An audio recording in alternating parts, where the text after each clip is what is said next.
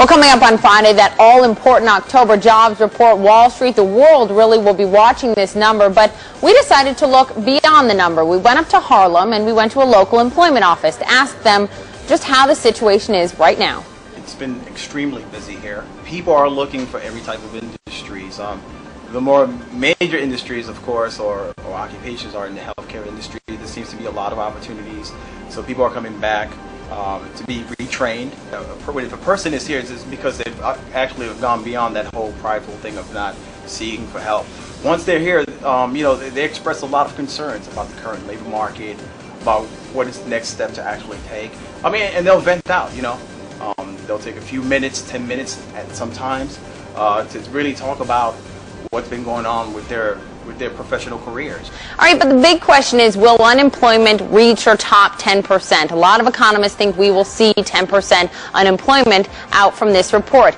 Let's take a look at the unemployment numbers. They've been increasing throughout the recession. Right now, officially, we're just under 10% at 9.8%. But when you look at all the data and you dig a little deeper, what you see is essentially we're already over 10% unemployment in this country, and there's two reasons why. The first reason is people that are classified as discouraged workers in this country. As you can see, that number's been rising, dropping off just a little bit, but over 700,000 Americans are classified as discouraged workers. That means they want a full-time job, but for 4 weeks or more, they've just stopped looking for work.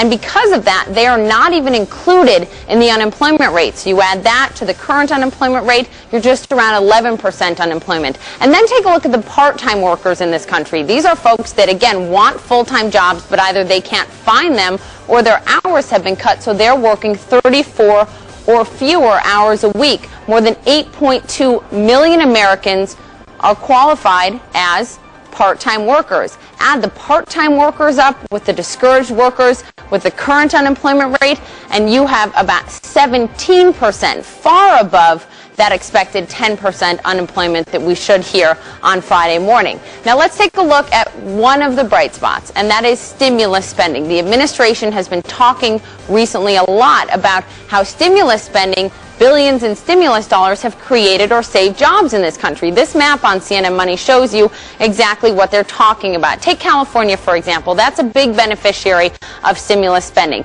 There they have seen a number of jobs created.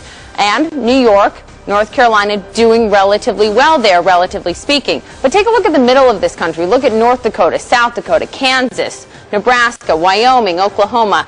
Those white states, not as much but job creation there when you look at the stimulus dollars. So when we get that unemployment report on Friday morning, what you want to look at is not just the unemployment rate, but think of all of these other factors that play in, and then you'll really see the unemployment picture in this country.